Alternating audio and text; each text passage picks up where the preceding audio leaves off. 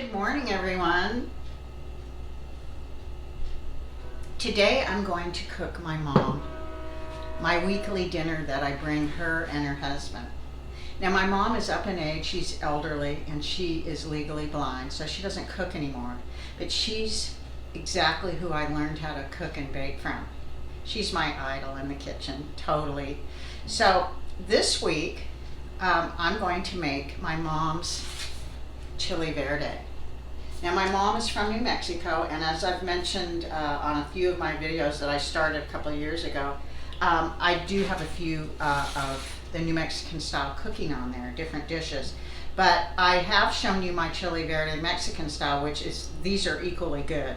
But the difference is the New Mexican style uses red tomatoes in it, and instead of jalapeños and tomatillas, they use New Mexican chilies or Hatch or Anaheim. Now, the soil in New Mexico is amazing, and so I don't get the chilies from there.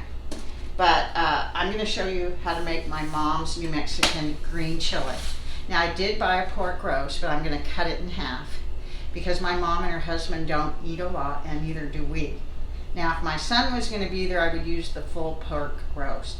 And they do have leftovers. I leave everything I cook there, but sometimes they still can't finish it all. So anyway, I'm going to show you exactly how I make this. Let's get started.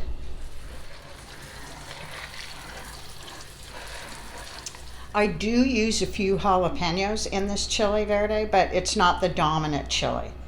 So I use 2 or 3. Now, I don't have a set amount of anything. I just do more chilies than tomatoes, but I kind of just do, I kind of do it my own way. After I wash everything, I put the chilies on a pan, and you can either put foil or parchment paper on the pan and then add the chilies. I stab them 1 or 2 times so that they don't blow up, just like you would a potato. When you bake a potato, you're going to kind of stab it once or twice with a knife, and that way these won't blow up.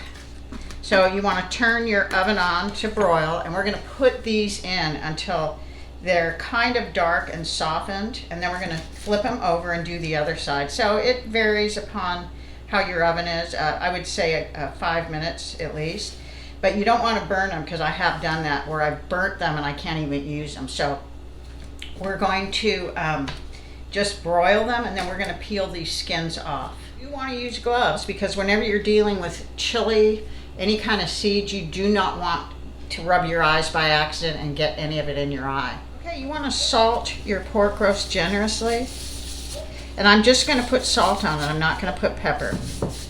I did err in telling you I was only going to cook half of this. I'm not going to, because it has a bone in it. I should have known that, and so I'm not going to cut it in half because there's a bone in the middle of it. So I'm going to cook the whole thing, and we'll just have leftovers as well as my mom and her husband. We'll just share it. It's too much for them to eat and too much for us, so we'll work it out. And the chilies and tomatoes is just the right amount for this. It's not too much. So I'm going to bake this roast first, and after it's cooked, I'll cut it up in chunks. That's how I usually do it. It's easier that way. So this is all set. I will be putting garlic in the sauce, but I'm not going to put it in the roast like I would a beef roast. Okay, so checking on our chilies and tomatoes, you poke them, and we're going to flip the tomatoes over because that side is done. And you can poke it and tell. And so the rest of these, this one's not ready to turn. You don't want to burn them. I've done that before, but I'm going to put it in for a few more minutes, and then the chilies will probably be ready. But the tomatoes are ready first.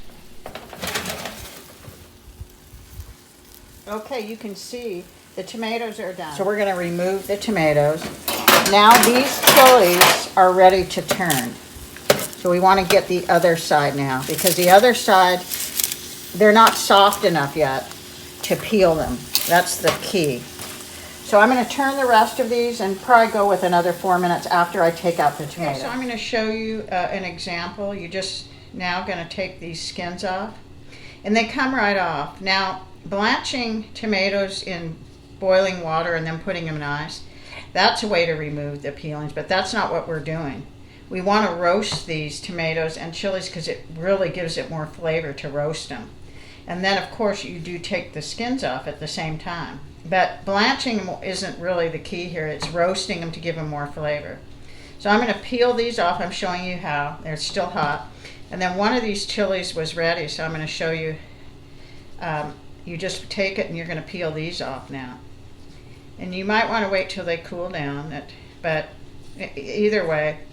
And then you're going to leave however many seeds you want in. I don't leave a lot in, but I do leave some in. It's just your preference because the seeds make it hotter. So anyway, we're going to finish peeling this just like this. And then what you're going to do when you get all your chilies peeled and your tomatoes, you're going to take the stems off and you're going to take however many seeds you want out, and we're going to put everything in the blender with some fresh garlic. Okay, these are the skins from the 1 chili and the 3 tomatoes, and here's about 4 cloves of garlic, and you put what you want to taste.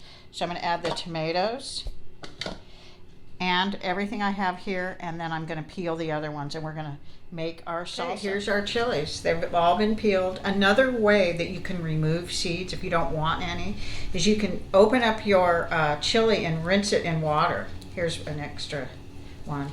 And it will take all the seeds out. Now this, I would say, has 1/3 of the seeds in it. So I'm going to put everything in my food processor now. And I'm going to add my salt because I did put the garlic in already. And then I'm going to add a little bit of water. You could add a little chicken broth too. Okay, this is salt to taste. So later you can taste it once you blend it together. I'm going to add a little water, like probably a 1/2 cup.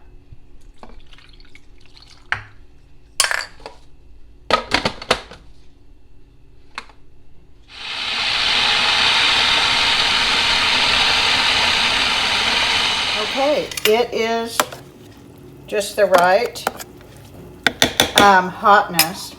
It's not real hot and it's not unspicy, so I'm going to add a little more salt and that should do it. But I do want to grind this up a little more so it's not as thick. I will, when the pork roast is ready, I will add all the juice from the pork roast in with this. And this is what gives it even more flavor. And then I'm going to cut up the pork in pieces and pour this sauce and cook it for another hour with the meat. Okay, this is kind of the consistency, and I'm going to leave it alone now. And once the roast is done, I may have to add a little more water, and I probably will. We'll check it in about another hour. So this is the consistency of it after I added a 1/2 cup of water. Once the pork is ready, we'll cut it up, as I said, and add it to this. And I cook it about an hour in the sauce. Bear in mind it will already be cooked, but I let the flavors from the pork and a little bit of the juice marry with the chili sauce. That's why I cook it for about an hour. And I'm going to show you all the juice that is there from that roast. All of that is really, really good.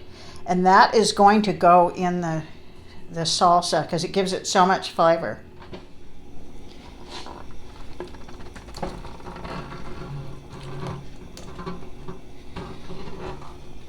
Okay, now I'm going to heat up this and I'm going to combine all the meat in here, and that's going to marry with the salsa, all the juices and all the flavor from the meat.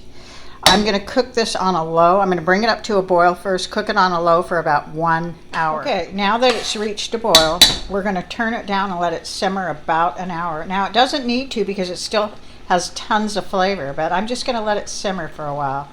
And the consistency here is just perfect. It's how you want it.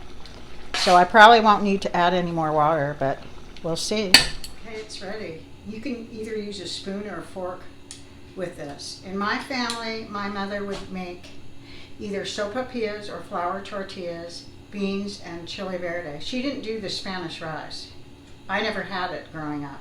But we usually use a spoon, and even though we can either put it in a bowl or a plate, but we usually use a spoon. It has this really good sauce. Now when I eat chile verde in a Mexican restaurant, Mexican style, I use a fork with beans and the chili verde, but at home it's saucy, and you could do either one, but I'm gonna taste it now.